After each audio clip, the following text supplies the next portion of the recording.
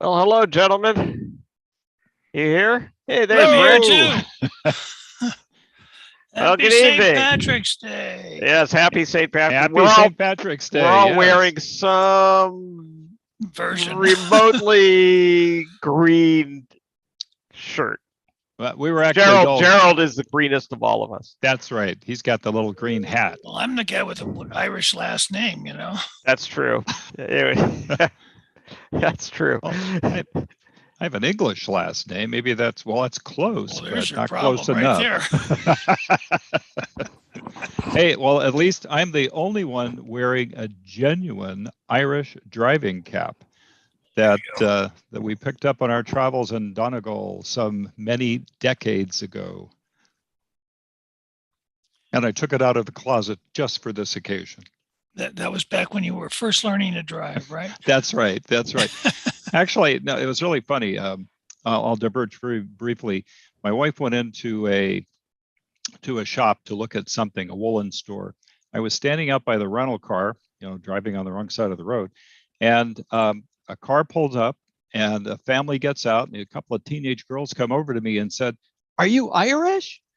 And I said, "No, I'm sorry, we're vacationing from California." And they say, "Oh, we live in San Francisco." And anyway, that was my claim to fame. And I was wearing this hat, and that made me look Irish. There you go.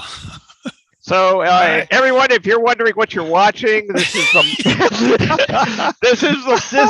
this is the monthly Chabot Leprechaun Astronomy Show, and well, it is our virtual and tonight virtual telescope viewing, and once again, we have been shorted on the weather. And the humidity exceeded 90% pretty early in the evening, even though it looked really great outside. It wasn't. So yeah, these are the most frustrating nights when you got clear skies, but the humidity is too high. Yeah, so. And we can't open the telescope when it's really humid because water will collect on the primary mirror, and that's no fun for anybody. Especially those that have to keep the mirror shiny. Yep. Yes, water droplets do not help. So those are the rules, and that's where we are. But we have a lot to talk about, and we got some fun stuff to talk about tonight.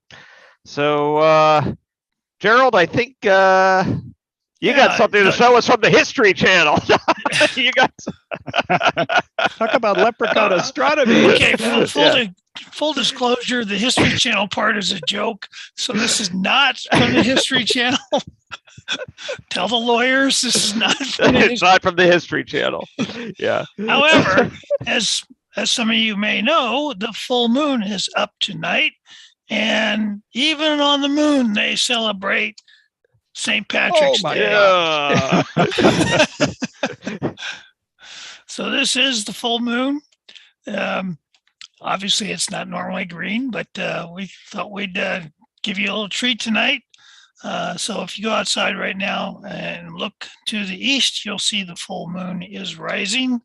And unfortunately, when it's full like this, it's actually the worst time for us to be viewing with telescopes because there are no shadows on the moon when you look at it at this time. The sun is shining straight down on the surface from our point of view, so you don't get any shadows. And when there's no shadows, it sort of flattens the moon. It makes all the features look flat. And so you don't get a good sense of how deep the craters are or how wide or how high the mountains are or anything like that. So astronomers really don't like looking at the moon during full moon. But, tonight is something special because tonight it's a St. Patrick's Day moon. So enjoy it. Very nice. Not just green with envy. That's just incredible. Yeah. Yeah, we can make some green cheese jokes. And... Yeah. It is made of green cheese after all. That's right. It certainly is. So a lot of news this week of interest, and in fact, last week, and Erica even brought up the topic on Facebook tonight. She was interested in knowing more about the James Webb's successful focusing and collimation event. And I'm going to share my screen real quick here. There we go. So maybe some of you have seen this photograph on the news, and maybe others have not. This is a significant milestone in the deployment of the James Webb.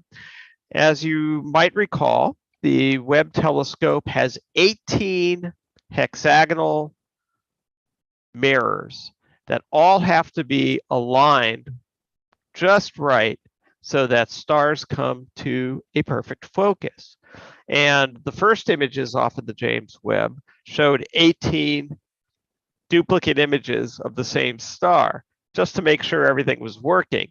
And then they spent, I don't know, it must have been about a month and a half slowly moving those segments so that the stars came to a focus at the same point on the sensor.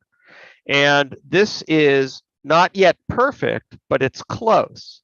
So this is the result of doing the coarse focusing steps and getting everything lined up. And now they're going to be doing fine focusing for a while to get it as perfect as possible so that they get the highest possible resolution and detail on whatever they're looking for. And you'll notice that this star is actually terribly overexposed. It doesn't really matter. This is an alignment step. But in the process of overexposing this star, they brought out a lot of galaxies. And you can see here's a galaxy, there's a pair of galaxies, there's galaxy, there's some galaxies. There's galaxies all over this image. So this is exactly the opposite result of what had happened when they first turned on the Hubble. They're not even at their fine focus yet. And all of this detail is popping out. It doesn't look like there's any grotesque optical errors in this instrument, and everything is working just great. So that's the news from the James Webb. It's exciting stuff. As the focus improves and the collimation improves, then they'll start processing the data to bring out more detail and start doing real science with it. Right now, it's just a matter of getting the foundation together to be able to use the instruments to their fullest potential. It's going to be good. Yep.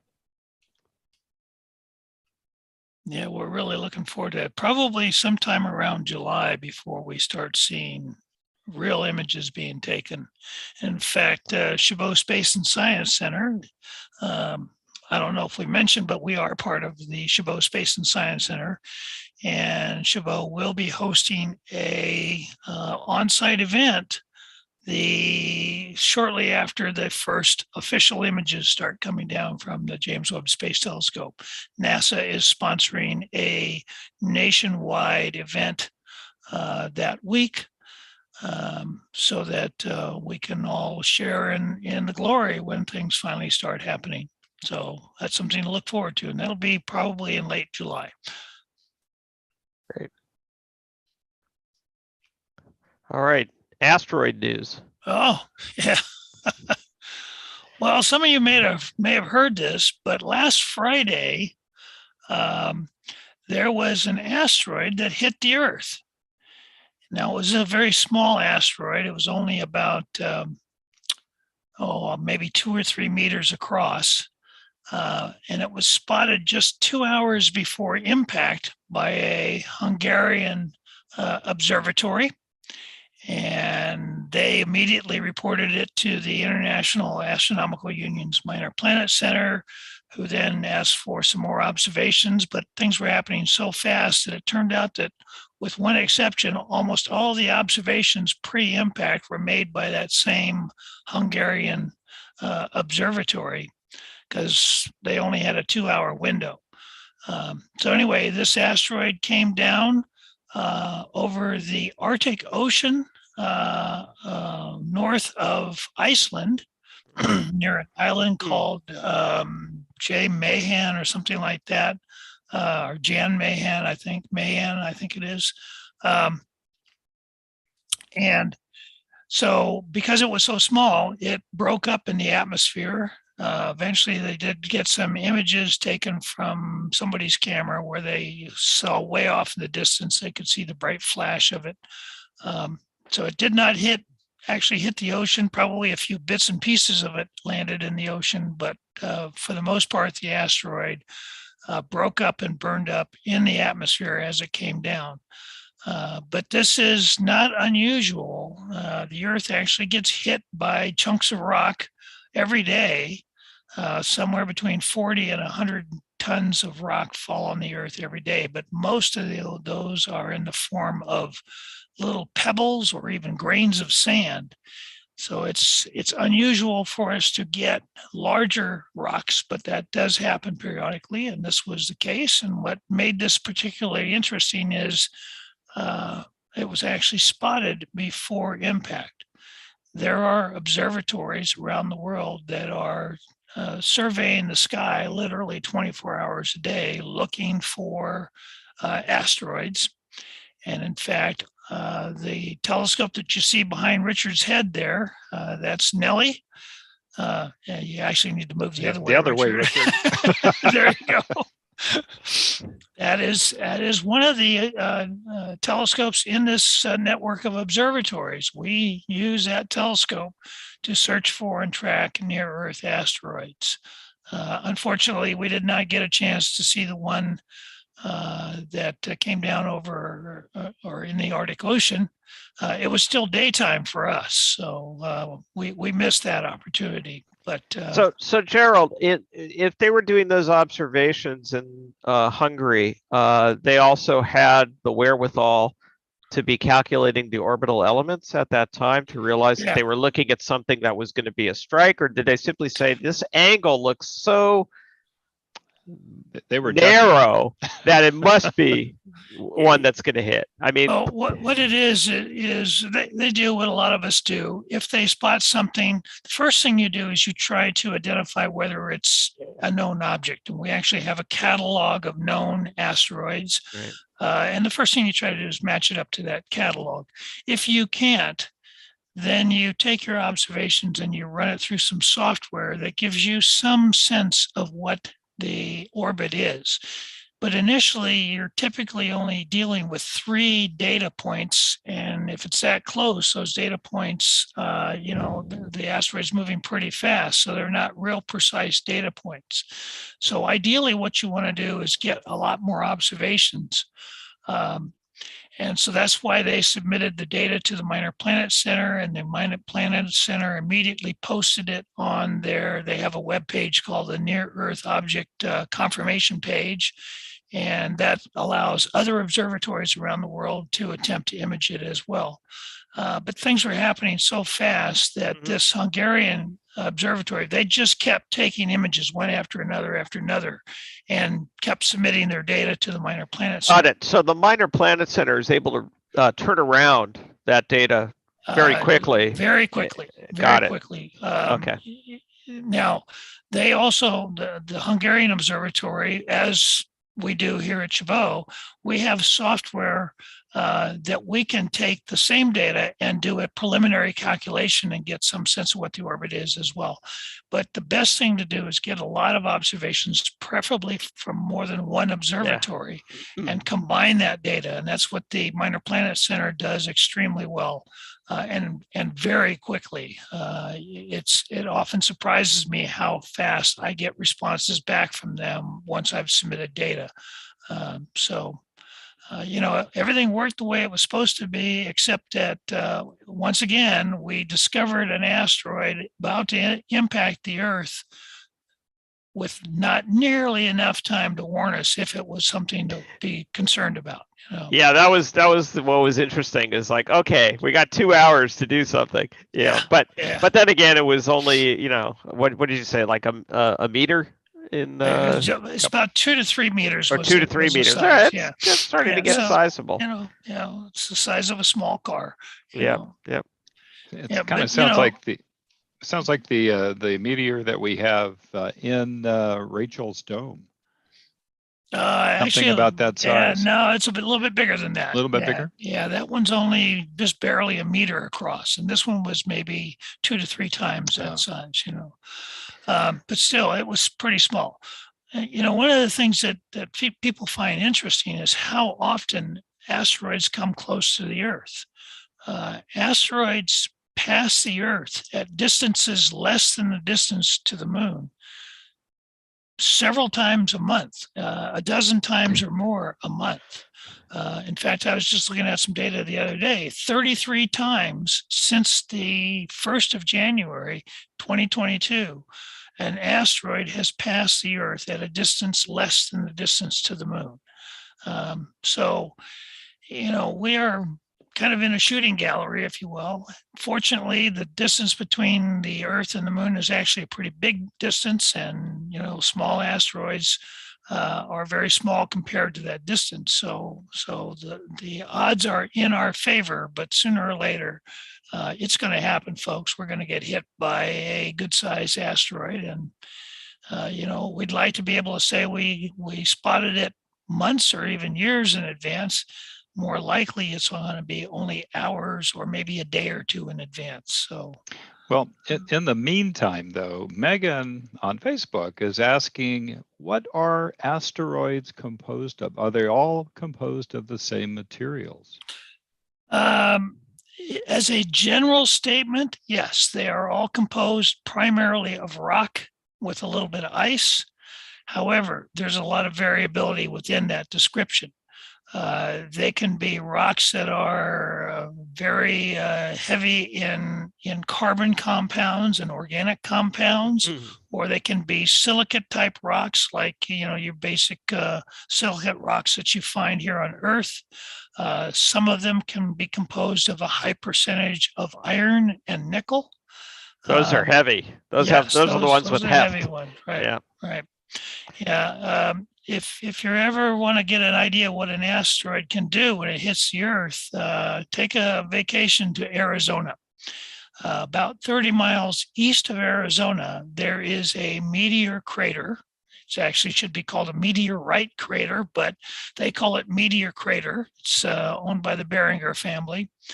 And it is about 3/4 of a mile in diameter. It's about 600 feet deep. That is an impact crater from a meteor that came down about 50,000 years ago. And it was primarily an iron nickel type meteor. And it was about 50 meters across. So 50 meters is about 160 feet, give or take. And this was mostly iron. And it came down and it punched this big hole in the ground. And just to put it into perspective, the crater itself is about 3/4 of a mile in diameter. There is large chunks of ejecta extending outward 5 miles in every direction. And there's a lot of physical evidence for shock wave damage as much as 100 miles away from that impact point. A 50-meter asteroid, by NASA's definition of a potentially hazardous asteroid, a 50-meter asteroid fails the requirement. It's not considered a potentially hazardous asteroid. Yet, had that asteroid landed today, say in downtown San Francisco, it would have wiped out most of the city. So NASA's got some pretty broad ideas about what should be called a hazardous asteroid. Maybe it has to take out a whole state. Yeah, I guess. Yeah. So anyway, again, that was last Friday that this happened, and it was in the daytime for us, but it was in the late evening for the folks in Europe. Stephen asked a good question as a follow-up to the Webb Telescope discussion. In fact, I'm going to put the photo back up before I read his question, if you don't mind. Where is it here? Here it is. Okay, so Stephen asked, in the recent Webb Telescope image of the mirror focus star, there was a starburst effect, horizontal and vertical lines on the star. Why is that there? And there's actually two things going on here. One I'm certain about, the other one is a little less certain. If we look at the 6 spikes that are off at an angle, that's 1, 2, 3, 4, 5, 6. Those are diffraction spikes that are caused by the structure that holds the secondary mirror out in front of the 18 mirror segments. And that secondary mirror is what reflects the light back into the instrument assembly of the telescope, where the various sensors are awaiting light for gathering the data and sending it back to Earth. So those 6 spikes are an artifact of holding the secondary mirror in place. This horizontal line here is probably caused by the sensor getting saturated and the light spilling over into the various wells along the sensor chip. So that's a different type of artifact. It's mostly it's an electrical artifact, but that's what I think it is, and that is not due to a diffraction effect, but is a electromagnetic effect. So anyway, this go ahead. reminds me though of what you see with a Bahtinov screen when you're doing it focusing. kind of does, doesn't it? The interference pattern, yeah. Right. Where they deliberately produce this kind of a pattern, and one of the diffraction spikes, if you will, actually changes position depending on whether you're in or out of focus. And that's a technique that astronomers use, amateur astronomers use to get their telescopes in focus. Well, we know they don't have a Bahtinov mask on the telescope, but they may have some other trick they can do by analyzing the diffraction spikes. Yeah. So that's a very interesting thought, and if I learn more about that, I will let you all know. Yeah, really. And so the image we're looking at too, Rich, is an infrared, or is this a visible camera? No, it's taken with one of the infrared instruments. That's all they've got, I believe, on the Webb. They have near and far infrared. So they've chosen one of the instruments for its size, for its chip size, and they're using that for all the focus work. Can't wait to see these images. Can't get here soon enough. Well, why don't we talk about some of the things that we would have been looking at tonight with the telescope? That's a good idea. I see one example behind Rick. The hand. He has to duck. He has to duck to show us the example. Yeah. If I'm going to share my screen here and actually, I think, show a full-size version of that. There you go. So this is the Great Orion Nebula.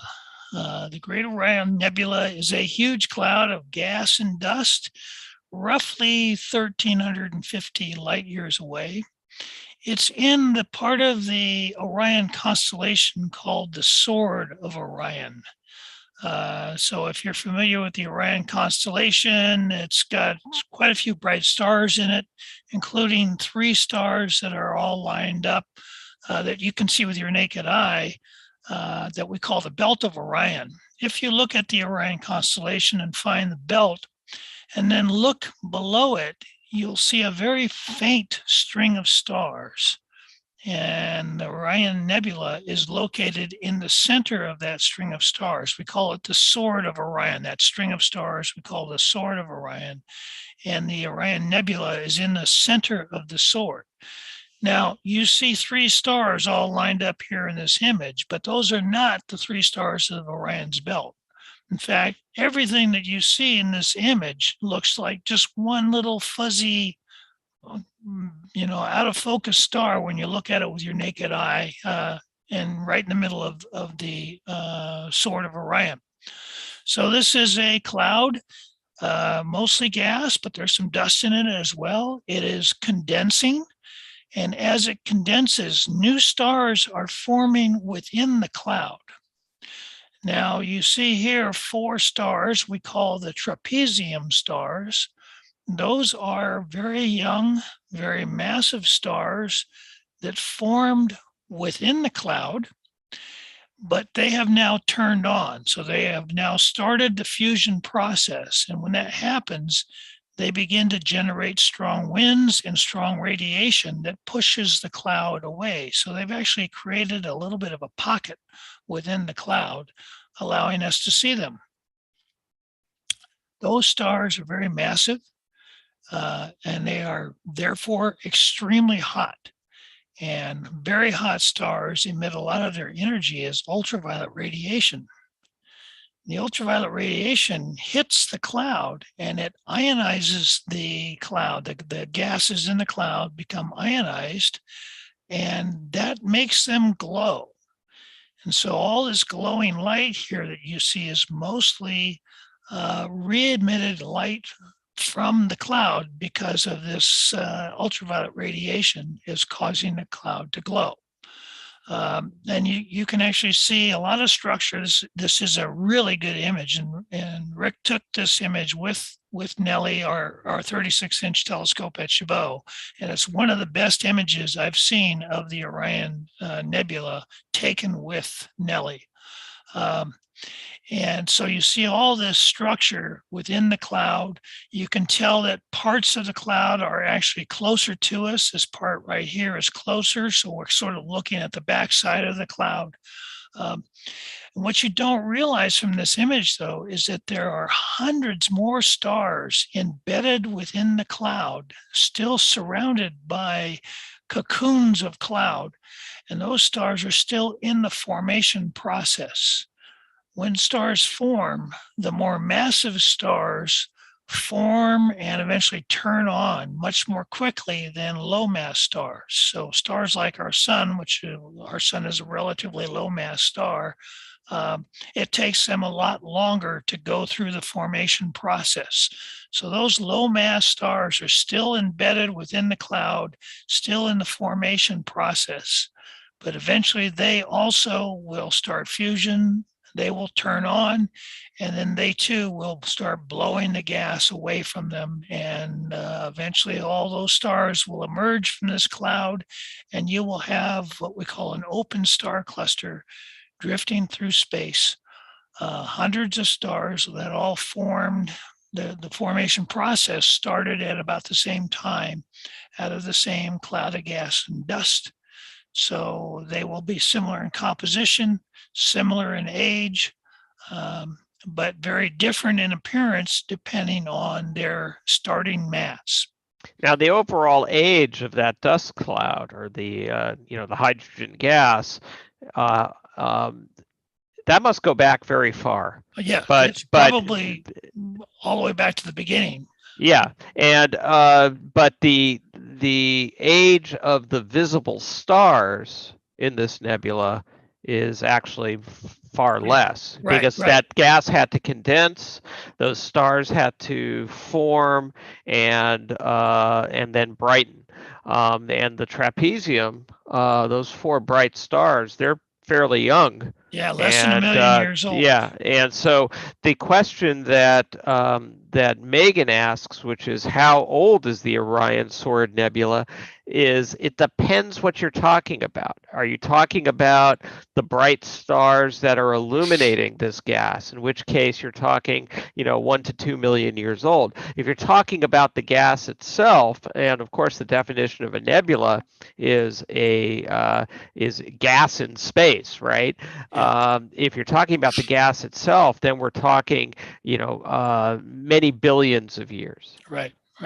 But within this cloud is dust, and that dust and some of the gas, some of the other gases, it's primary very old hydrogen, but there are some other gases in the cloud, and there's a lot of dust. And much of that dust comes from the remnants of previous stars that were born, lived their lives, and eventually died, and blew much heavier elements out into space, and that material drifted around and eventually combined with clouds of gas, and they became sort of dirty clouds, if you will. And so these clouds today are contaminated with these heavier elements, which means new stars forming from them will have a lot more of these heavier elements than, say, first generation stars that formed 10 billion years ago. Yeah, actually, I think I would use another word to describe not contaminated, but enriched. Oh, there So you it's- go. There, yeah. yeah, that's a better word. Yeah. And that's how you're able to see heavier elements, metals and such in stars in later generations. You know, it's interesting too. The trapezium is one of the objects that we love to look at through Nellie when we have visitors up on Friday or Saturday nights. And to see those four stars to the naked eye, you can actually see the what appears to be swirling clouds of gas. It's quite dramatic through Nellie. And another thing I find interesting is that I believe the trapezium stars themselves were first discovered by Galileo. And you know, when Galileo first annotated in his notebook these stars, he only saw 3 of them. And it wasn't until years later that the 4th star was actually identified. And, you know, it's curious. Maybe that was a variable star, but for whatever reason, it was not seen initially. And yet they're all 4 very bright stars. It was probably due to quality of optics. Well, yes, and Galileo, you know, Nellie, we are blessed with having a 36-inch diameter reflecting mirror. Galileo's telescope was about 1.5 inches, I believe, diameter. And very small. I would love to be able to actually look through that to see the quality of the image, and it was just amazing what he was able to see and record through that very primitive telescope. Yeah, and the eyepiece, the lens on the eyepiece end of his telescope was actually a concave lens. Yeah. Which really narrowed down the field of view. So yeah, the eye relief on his telescope was non-existent, and it wasn't until Kepler redesigned the refractor that things like eye relief became a little more pleasant. Yeah. And so, yeah, I mean, Galileo, remember, he described the rings of Saturn as ears on Saturn. He didn't really even see them as rings as much as he saw them as bulges coming off the side of the planet, and his drawings, you know, suggest as much. So yeah, just one other thing I'll mention about when you have an opportunity to actually look through the telescope at the trapezium, you can see these swirling clouds. You know, nebula is, I believe, a Latin term for cloud, and that's exactly what they look like. And under good conditions, it's just an amazing view. So if you haven't had an opportunity to come up to Chabot to look through one of our 3 really magnificent telescopes, put it on your calendar for a Friday or Saturday evening. Yeah. Hey, Richard, you want to check the chat? I already took care of it. Okay, thanks. Okay, well, that's one of the things that we would have been looking at tonight. There's a couple other things. Let me see if I can find my way around here. Oh, this is an alternate view of the same object, which lets you see it in context of something a little bit brighter.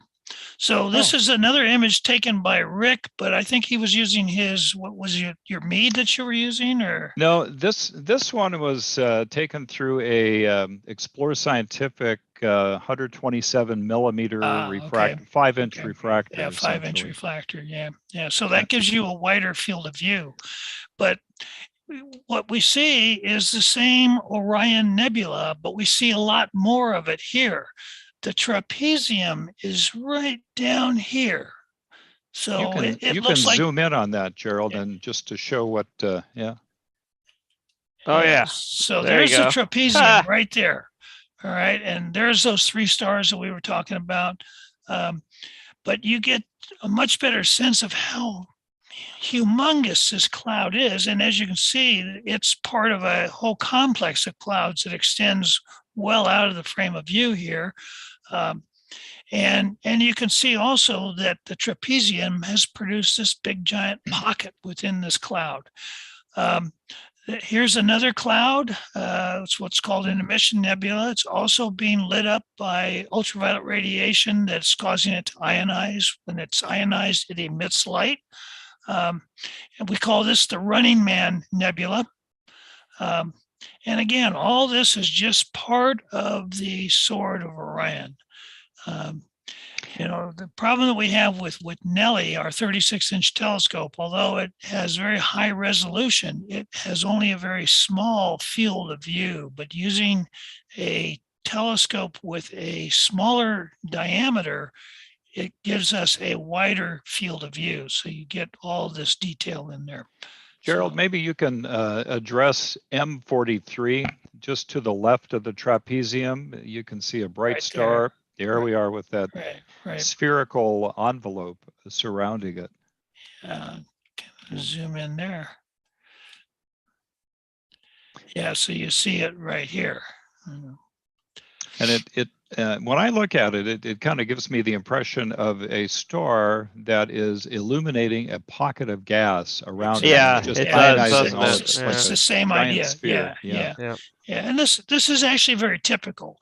Once the star turns on, especially the more massive stars, they started producing a strong wind that blows outward. Plus, they produce a lot of energy, and a lot of that energy comes off as ultraviolet radiation.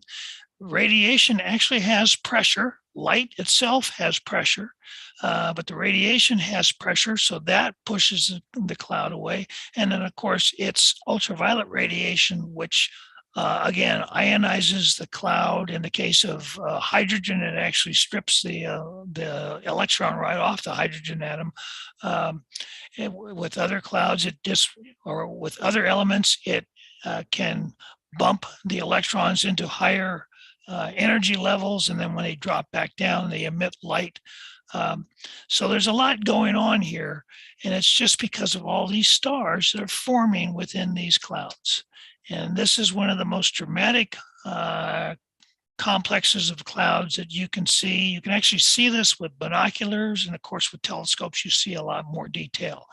But there are clouds like this all over our galaxy. And we see them in other galaxies as well. And they're always places where new stars are seen to be forming. All right. And actually, the Orion Nebula, the molecular cloud, is the closest star-forming region to our solar system, and it's about 1,300 light years away, more or less. Yeah. So let's see. We had a couple other objects that we were thinking about looking at tonight. I'm going to try to find it here. There it is. All right. There is an object in the constellation Gemini. Gemini is actually pretty high overhead right now. And there's a really interesting object. We've been talking about clouds where new stars form. This is an example of, or not new clouds, where new stars form. This is an example of where we have a dying star. So this object that you see right here is called the Clown Face Nebula. And again, it's in the constellation Gemini. And this is the end of life for a star. This is a star that was once similar to our sun. It got old. When stars get old, they eventually start to swell up. They become giant stars. When they're giant stars, the internal turbulence within the star causes the outer layers of the star to be blown off in a slow but continuous process that lasts hundreds of thousands of years. Eventually, what's left of the star collapses down, becomes what's called a white dwarf. And the white dwarf is very small, very dense, and emits a lot of ultraviolet radiation. That radiation goes out and hits the cloud of gas that is surrounding the white dwarf. It's all the gas that was blown off the star while it was still a giant star. That cloud of gas is now being ionized by the ultraviolet radiation from the white dwarf, making the cloud glow. So you see this glowing cloud of gas surrounding a white dwarf. This is very common. This is what will happen to our sun in about 6 billion years or so. And it's what happens to almost all stars whose mass is less than about 8 times the solar mass, the mass of our sun, which means it happens to most stars. Contrary to popular belief, most stars do not die in a explosion, in a supernova explosion. Most stars die in this very slow process, producing a cloud of gas like this, which we call a planetary nebula. Let's see if I can zoom in a little bit here and see a little bit more detail. You can just barely perceive it here, but this inner part is some gas that glows in kind of a reddish color. And especially in Hubble Space Telescope images, that reddish color really pops out. And it gives the appearance sort of a clown's red nose. And so that's how the term clown face nebula came about. That's Again, a beautiful image. That's Rich's image, eh? Yeah, that's Rich's image taken with Nellie. Yeah. And, like I say, there are hundreds of these readily viewable with telescopes from here on Earth. This is a great one. There's another one that we'll see later on in the year called the Ring Nebula, which actually looks like a smoke ring out in space. There's one called the Butterfly Nebula. There's one that looks like an hourglass. They often, when it blows gas off, they often blow the gas off in lobes coming off the pole, so that you get some very symmetrical patterns to them. And this is a very common process. We see them all over the place in our galaxy, and we see them in other galaxies as well. Most importantly, this is about as green as things get in space. I think it's teal, so not quite green. Yeah, teal. Yeah, like my shirt, teal.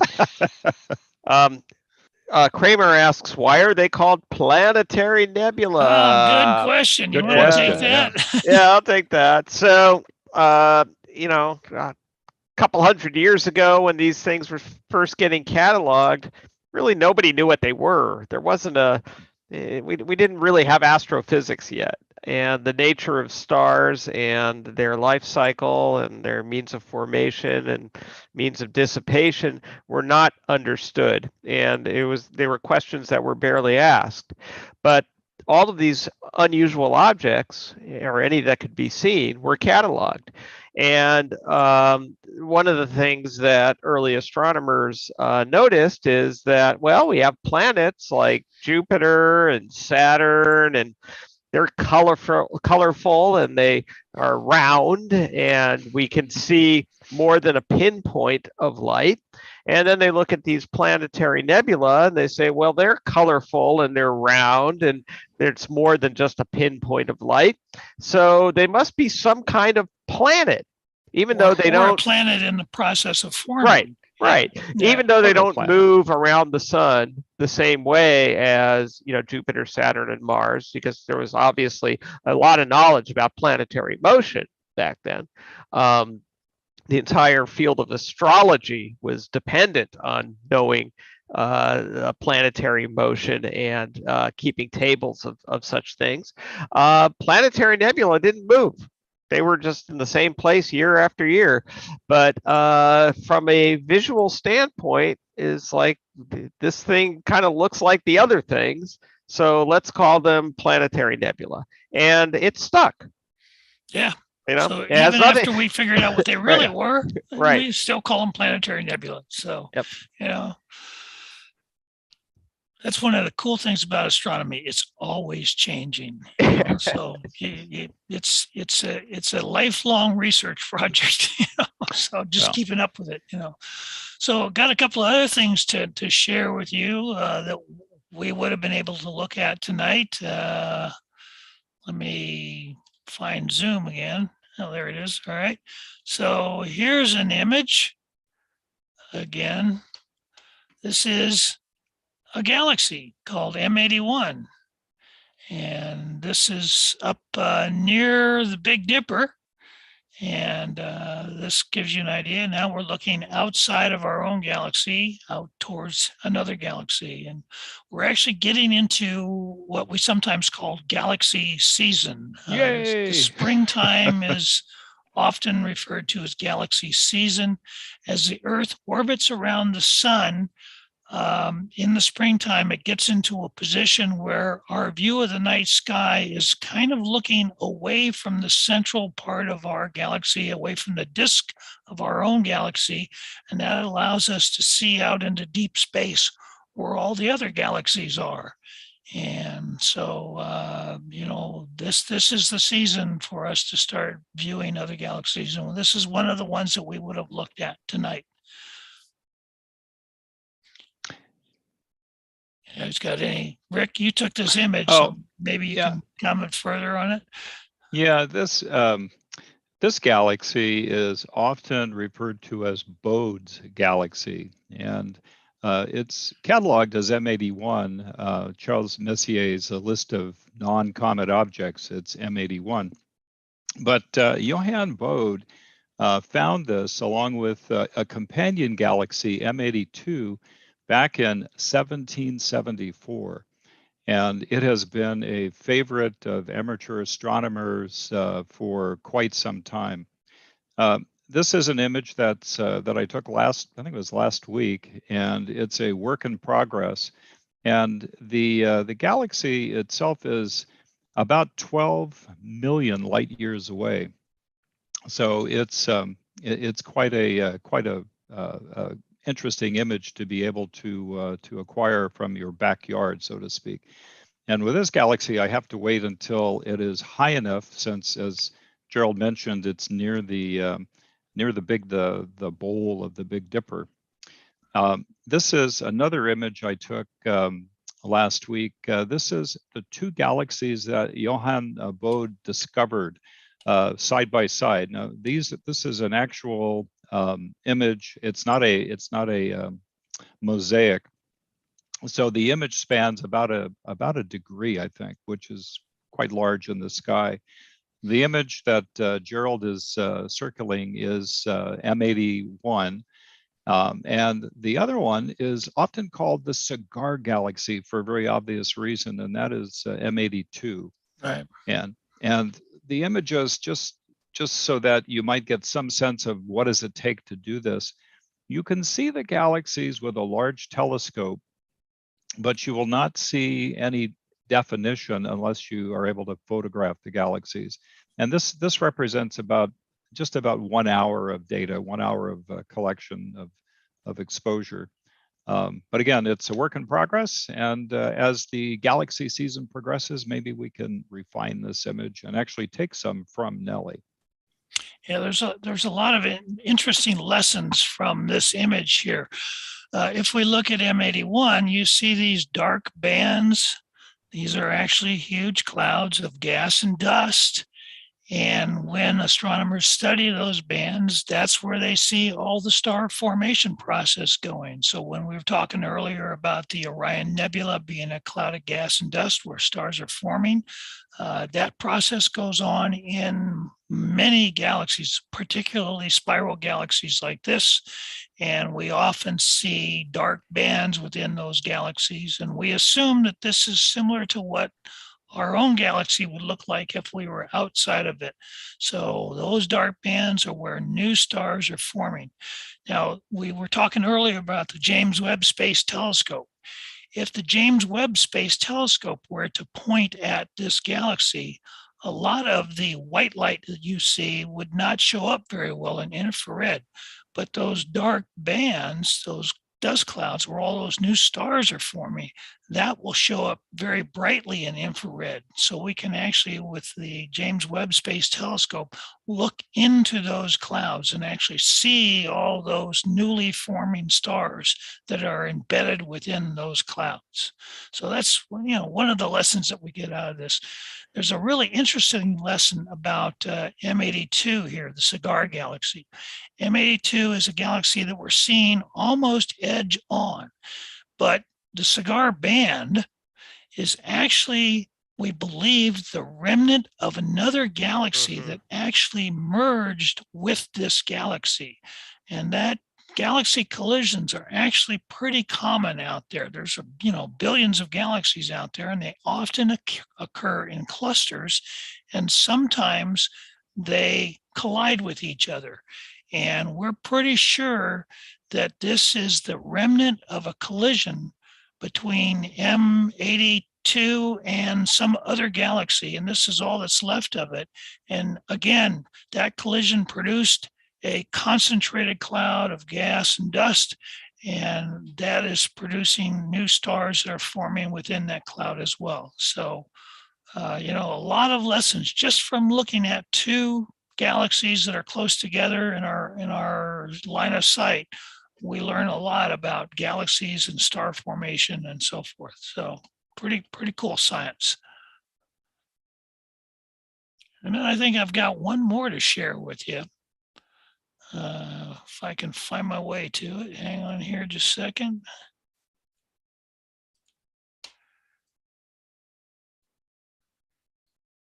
Well, maybe I can find my way to it. It must be something really bright because you just became much brighter on the screen. I don't know what caused that. You opened up Pandora's box or something. Yeah, hang on a second. There, it happened again. All right, well, let me see if I can try this again. Yeah, there we go. No, what's going on here? Why can't M104? Yeah. Oh, yes. Yeah. How did we guess? That's a ping image. I'm wondering if I can't. Can you see this? Yeah, yeah. we see it. Oh, okay. That's why It I'm having a works. problem. Okay. It's a PNG, but it's yeah. still Okay. visible. All right. Yeah. When I was trying to do the share thing, I couldn't find it, so I didn't realize it was already there. Yeah. Yeah. It does auto sharing. I guess, yeah. So anyway, this is M104. It's often referred to as the Sombrero Galaxy. It's a constant or a galaxy that's relatively low in the southern sky. Better seen later on in the year, like towards the summer, but you know, he got a pretty good image of it here. This again was taken by Rick. And yes.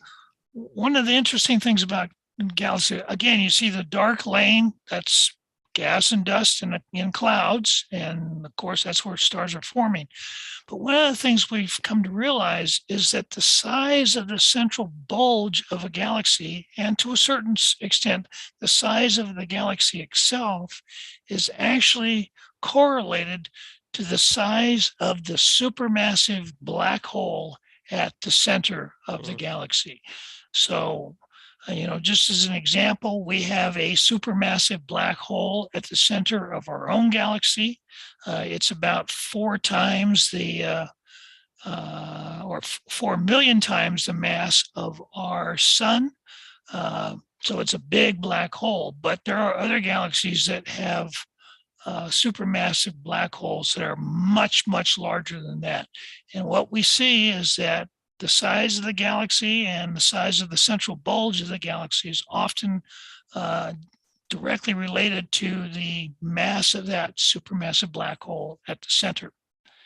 All right. And that galaxy is, as I recall, it's about 28 million light years away. All right. Yeah. All right. Okay, well, those are some of the things we would have been looking at tonight. Right. Yeah, so unfortunately we were stuck with looking at nothing but the green moon. Well, I thought we looked at a lot of neat stuff. It was a good recap of last spring. I guess, is when Yeah. we did most of Yeah. these. Yeah, and maybe a harbinger of things to come. As Gerald mentioned, we're getting into galaxy season, so hopefully we'll have more opportunities and more clear nights to do some more viewing and also some more imaging. Well, hope so. Yeah. Yeah. Yeah. All right. Well, thank you guys. Okay. I Well, think we've gotten through most of the questions, and everybody seems very grateful. we will do So this again we'll do it again in a month. next month, It's a- third it's a- Thursday of next month. We will do this again. I think it's the 20, is it the 20? No, it can't be the 28th. So it would be the 21st, I guess. Ah, good. Okay. Yeah. So, Because the 28th is New Moon weekend. That much I know. oh, All right. So well, yeah, we'll all be out there taking images with our telescope. That's where I want to be. Yeah. Right. So, Assuming it's not raining.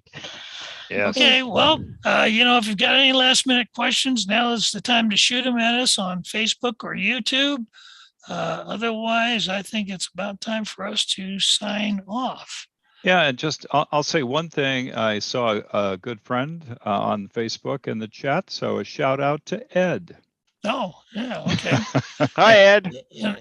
And one thing we should mention once again, we are part of the Chabot Space and Science Center. And the Chabot Space and Science Center is a nonprofit organization. It does rely on donations from the public. So, if you get a minute, if you're on Facebook, I believe there's a donate button on the page there. Otherwise, you can go to the Chabot website, which is chabotspace.org. And you'll see a donation button up at the top of the main page. In fact, you'll see a donation button at the top of almost every page on the website.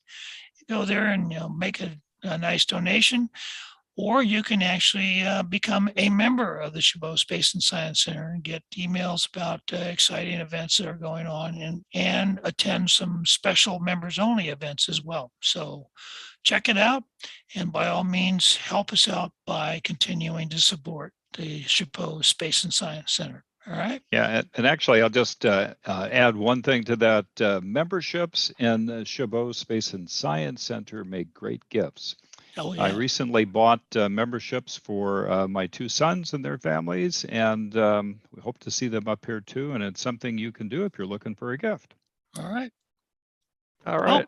With that, happy St. St. Patrick's Patrick's Day. Day. Woo-hoo! Oh, my hat All right. disappears. Yeah, I know. I know. I'm These. putting my hat on. I was going to That's wave my right. hat at you. Just It's disappeared. a Zoom artifact, just like the No. brim of your hat disappears when you're. Yeah. Yeah.